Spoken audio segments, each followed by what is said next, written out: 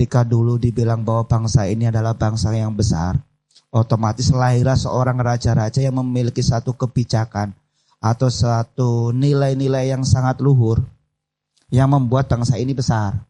Semua itu harus ikut berpartisipasi aktif, bukan cuman supporter.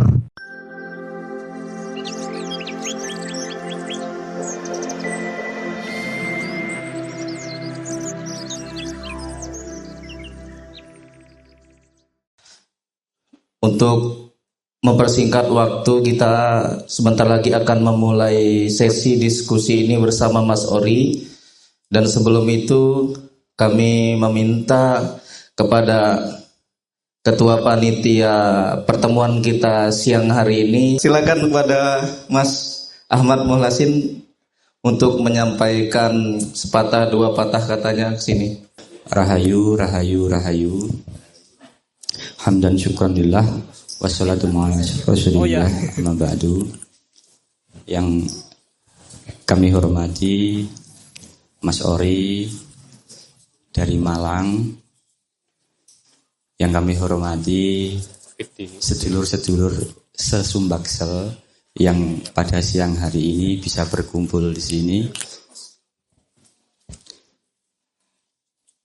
Yang saya hormati para panitia, terutama Mas Fajar, yang alhamdulillah dengan kekuatan cinta beliau berkorban banyak hal untuk membersamai kita, untuk mensukseskan acara kita. Ini luar biasa sekali buat Mas Fajar, berkorban apapun. Apapun kekurangan kita, siap untuk Mas Fajar berkorban. Masya Allah, inilah kekuatan cinta. Tapi tenang saja Mas Fajar, semua itu hanya dunia. Semua itu hanya ilusi. Benar. Dari Mas Fajar ini kita banyak belajar bahwasanya cinta itu tidak terbatas. Semuanya dikorbankan, waktu, tempat, materi, semuanya dikorbankan. Tapi juga itu membuat saya sadar bahwa cinta saya terbatas. Ini mohon maaf, ini saya sering guyon nih. Seperti inilah jenengan kalau milih ketua konyol ini seperti ini, dari antah berantah nggak tahu jadi ketua ya seperti ini. Ini nanti kita dengan Mas Ori membersamai untuk safari sinergi, safari silaturahim sinergi ini. Terutama Mas Ori ini akan menjelaskan kepada kita apa itu medan biofil, apa itu cakra, atau mungkin dalam bahasa barat disebut dengan nen ya. Itu yang menjadi unsur energi yang menjadi unsur terbentuknya dunia ini.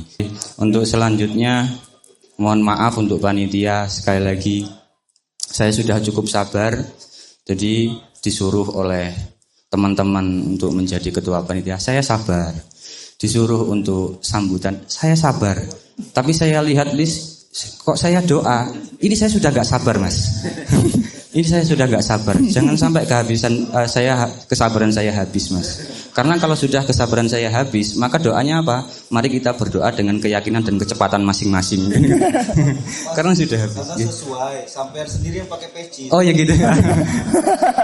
Ada Mas. Kenapa ini menjadi sebuah identitas yang tidak saya? Sepertinya ini menjadi bumerang buat saya ini malahan. Oke. Terlebih lagi untuk seluruh rekan-rekan yang bisa hadir di sini, sekali lagi saya ucapkan terima kasih yang sebesar-besarnya sehingga kita menjadi sedulur semua, kita menambah kekeluargaan dan terutama kita bisa menimba ilmu bersama-sama dengan Mas Ori ke depan. Saya harapkan kita menjadi orang-orang yang meneruskan perjuangan apa yang diperjuangkan oleh Mas Ori. Ngoten nggih, saking kula enten lepate nyuwun ngapunten, kula akhiri wassalamualaikum warahmatullahi wabarakatuh. Ini waktunya yang kita tunggu-tunggu. Siapkan semua energinya, yang habis makan tadi kan berarti energinya masih banyak ini. Terus juga jangan lupa kosongkan juga gelasnya supaya kita bisa menerima apapun yang disampaikan Mas Ori, supaya bisa menjadi bekal kita semua dan bisa menjadi keberlanjutan kita berikutnya untuk pertemuan-pertemuan berikutnya ya Mas Ori ya. Silakan kepada Mas Ori. Assalamualaikum warahmatullahi wabarakatuh. Puji syukur atas kehadirat Allah Subhanahu wa taala yang sudah memberikan rahmat, ridho, kasih sayang kita bisa dipertemukan di siang hari ini di sini dengan keadaan sehat secara lahir dan batin, dan mudah-mudahan itu selalu melengkapi setiap perjalanan kita. Sholawat serta salam untuk junjungan besar Nabi Muhammad SAW. Atas berkat beliaulah mudah-mudahan kita nantinya pun mendapatkan syafaat dari beliau. Pertama-tama saya sampaikan terima kasih banyak buat tuan rumah Bang Fajar. Terima kasih banyak, dan semua panitia termasuk teman-teman semua. Saya bersyukur sekali sebetulnya di sini tuh. Yang paling bersyukur itu saya karena saya dipertemukan dengan teman-teman, dipertemukan dengan keluarga baru. Dan mudah-mudahan silaturahim ini menjadi awal kita untuk sama-sama terus melanjutkan cita-cita para pendahulu kita. Mudah-mudahan terciptalah masyarakat yang lebih harmoni, yang lebih guyup, lebih rukun, lebih silih asa, silih asih, silih asuh, saling bau membau dan gotong royong terus. Jadi saya mohon izin, alhamdulillah, mudah-mudahan ini pun tidak hanya simbol saya diterima di sini, tapi ini menjadi satu ikatan kuat bahwa kita adalah satu keluarga ya Pak. Terima kasih banyak. Dan karena kita sudah jadi satu keluarga, saya berharap teman-teman menganggap saya itu seperti keluarga. Jadi ketika ada salah-salahnya saya itu lalai, sering saya lupa. Jadi teman-teman monggo ingatkan saya gitu. Jadi kita sama-sama belajar, sama-sama bertumbuh kembang bersama. Kan itu lebih seru tuh kalau bareng-bareng. Jadi kalau kita terus memposisikan diri untuk selalu belajar, mudah-mudahan Allah selalu memberikan kesempatan kita untuk terus bertumbuh. Artinya masih dimaklumin, masih belajar gitu. Jadi penuh cinta kasih gitu. Kalau kita sudah merasa pintar ya wassalam. Katanya udah pintar tapi kok masih kayak gitu, kan gitu malu-maluin. Jadi mending kita memposisikan diri semua di sini kita belajar bersama. Jadi tidak ada guru, tidak ada murid. Toh juga yang saya sampaikan juga tidak lebih dari apa yang saya pelajari dari guru saya. Jadi saya sendiri juga nggak layak untuk disebut sebagai penemu ini atau pembawa ini. Saya cuman diberikan satu keilmuan yang tidak lebih, itulah hak dari teman-teman semua. Jadi saya ini cuman jembatan aja. Jadi ketika diberi keilmuan itu kan sebetulnya itu hak dari teman-teman semua. Jadi ayo kita sama-sama bertumbuh. Barangkali ketika teman-teman belajar ada satu makna-makna, pemahaman-pemahaman baru, kita bisa sharing, bisa lebih lengkap tuh puzzle kita memahami kehidupan.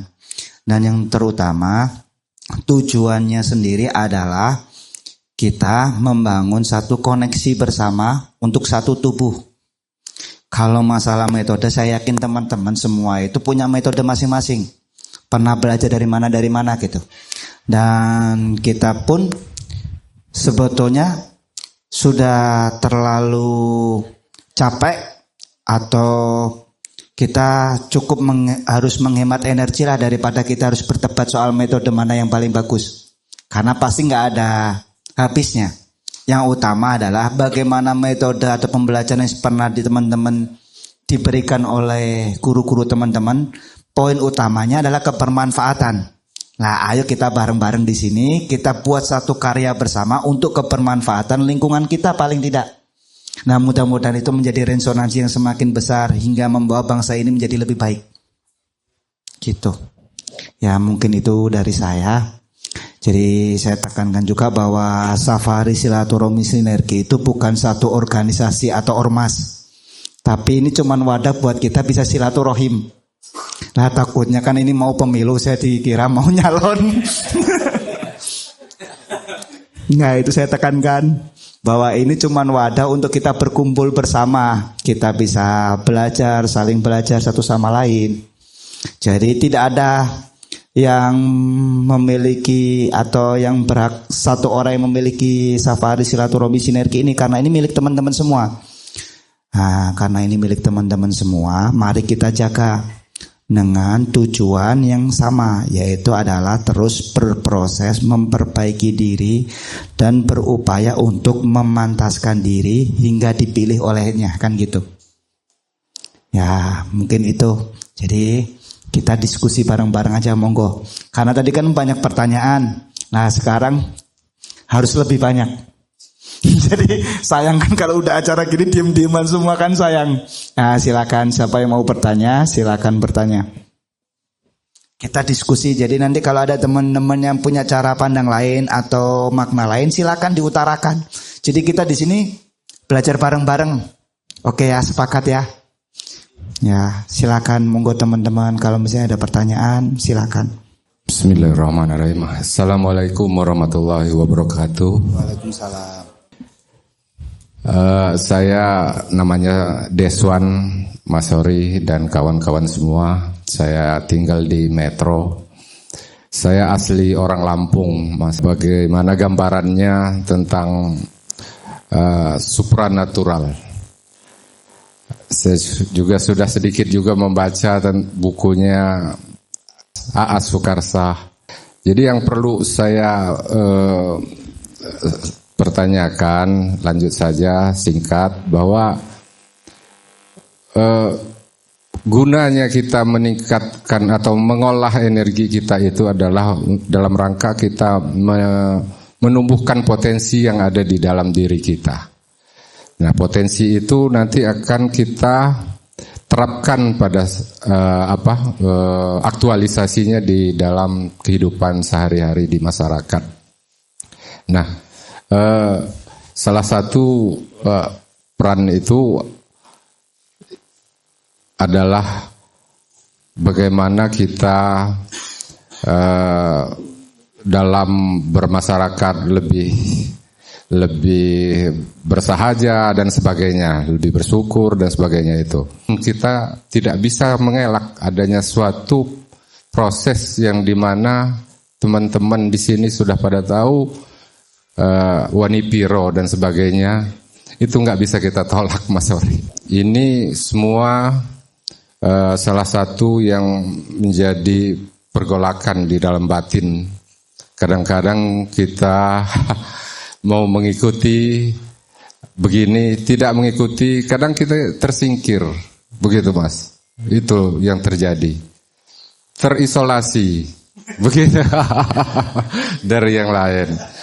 Ya, nah, ini dilema Mas, dilema kita semua. Makanya saya pengen petunjuk dari Mas Ori.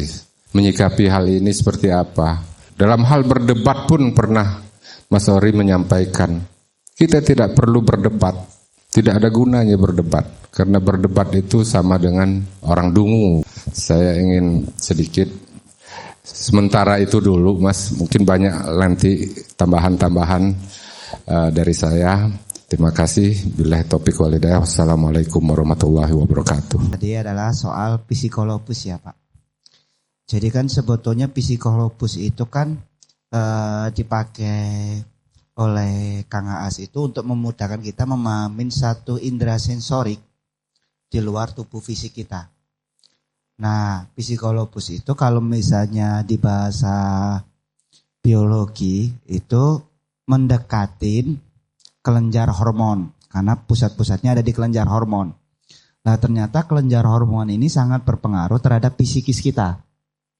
Dengan pengolahan kelenjar hormon yang optimal dan terus bertumbuh, itu memudahkan hormon-hormon dalam tubuh kita itu lancar. Lah itu yang memudahkan kita untuk memahami suatu bentuk kejadian atau apapun itu lebih holistik, lebih luas. Karena setiap psikologis dia memiliki nilai-nilai psikis sendiri. Nah, ketika psikologis itu teraktivasi, dia tumbuh. Seseorang itu akan lebih mudah memaknai suatu bentuk kejadian untuk diambil nilai esensinya. Apa yang makna. Jadi di balik segala kejadian itu pasti ada hidayahnya. Ada poin-poin yang disampaikan. Nah itu kan yang disampaikan itu tinggal kita siap enggak untuk menerima pesan itu. Kan gitulah, psikologis ini memudahkan kita untuk menerima pesan-pesan itu hingga membentuk satu potensi-potensi diri yang unik. Nah, karena setiap orang itu dilahirkan dengan keunikan-keunikannya masing-masing lah, itulah yang disebut bahwa aku ciptakan berbeda-beda itu sebagai anugerah, bukan untuk diperbandingkan. Lah kita selama ini kan mengikuti satu sistem pola barat yang bersaing. Jadi ada klaster. Pintar itu harus seperti ini, nilainya sekian, sekian, sekian. Orang sukses itu harus bekerja seperti ini, seperti ini, seperti ini. Itu kan sebetulnya cuma ilusi citra. Atau gini, orang tampan itu harus putih, mangir gitu. Itu kata siapa kan belum tentu gitu. Sapi. Nah, itu kan citra-citra yang hanya ilusi. Makanya kan sebetulnya poin diciptakan manusia itu yang dinilai bukan ketampanannya, bukan jabatannya, bukan tinggi ilmunya, tapi yang dinilai adalah kebermanfaatan hidupnya. Kan nilainya lebih dalam. Nah, kita kan sendiri kan disuruh berlomba-lomba itu bukan bersaing, tapi memperbaiki diri. Kan gitu. Nah, setelah kita berlomba-lomba memperbaiki diri, itulah kita berharap bahwa hidup kita yang hanya sekedar mampir minum itu tidak sia-sia. Jadi ada nilai kebermanfaatan yang terus terjaga. Jadi gini, kalau kita misalnya bicara hidup secara fisik, kita pakai standar Rasulullah. Itu kan 60 tahun tuh. Nah, tapi beliau tetap ada. Dengan apa? Dengan karyanya. Jadi mungkin saya bisa hidup itu secara fisik 60 tahun, tapi saya ingin hidup abadi. Dengan apa? Dengan karya-karya yang saya ciptakan untuk kebermanfaatan itu. Nah, itu kan yang disebut bahwa amal ibadah yang terus-menerus itu kan ilmu, kebermanfaatan. Nah, kita coba harus ke arah situ sekarang, digeser ke arah situ. Jadi ayo kita sama-sama men-stressing diri untuk menjadi lebih baik dan lebih baik terus. Karena waktu itu guru saya pun bilang bahwa soleh itu bukan hanya orang yang ngaji di masjid setiap hari, bukan. Tapi soleh itu artinya memperbaiki diri setiap saat, setiap waktu. Itu yang disebut dengan soleh. Nah, terus ada ketika Bapak tanya gimana di posisi itu, saya juga bingung Pak, karena saya gak pernah ada di posisi sana ya. Cuma kan di poin ini kan gini, kita itu sulit membedakan antara memimpin dan menjabat. Nah, ini tipis sekali. Seorang pemimpin itu akan lahir ketika dia mampu memimpin dirinya sendiri. Otomatis segala tindakan dan konsekuensi apa yang dia pilih itu seperti memberikan satu kebijakan terhadap dirinya sendiri. Nah, ciri seorang pemimpin itu harus mampu memimpin dirinya sendiri. Kalau enggak gitu akan ngawur menentukan kebijakan. Karena dia merasa bahwa yang diberikan kebijakan itu bukan dirinya, orang lain yang merasakan. Tapi kalau dia menganggap bahwa belajar dari pengalamannya dia memimpin dirinya sendiri, otomatis segala kebijakan yang akan diberikan, konsekuensinya akan diterima dengan dirinya sendiri.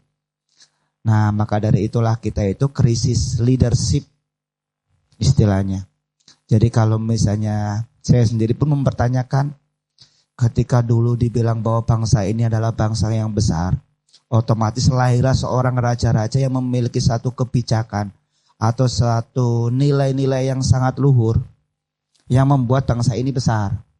Nah, kalau kita terlena oleh histori itu, kita tagih itu sekarang mana tuh buktinya gitu. Kan saya juga pusing, apakah saya harus nunggu Naruto datang? Kan gitu, karena kita nggak punya figur. Jadi ketika Bapak seperti itulah, saya yakin bahwa masih terseliplah orang-orang luhur dari apa yang sudah memimpin bangsa ini. Saya cuma bisa terus mendoakan mudah-mudahan Bapak terus istiqomah dan terus membawa nilai-nilai itu. Karena memang kondisinya sekarang Pak, kalau kita benahi di atas itu terlalu rumit.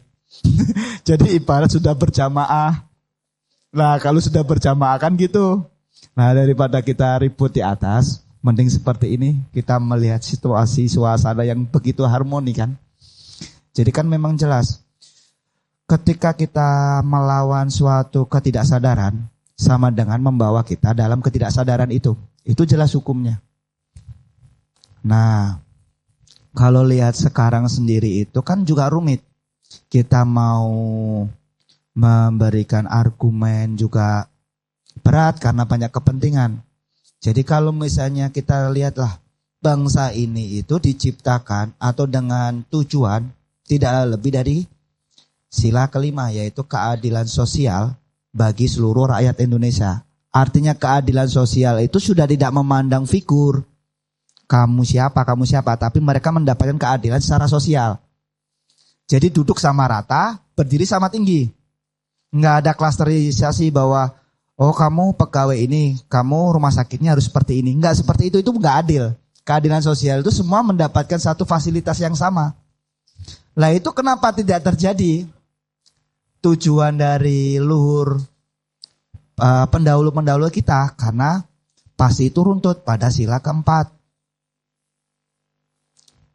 Jadi kita sendiri tidak pernah menemukan hikmah dari kebijaksanaan, musyawarah. Jadi semua membawa bendera masing-masing, kan konyol Pak itu.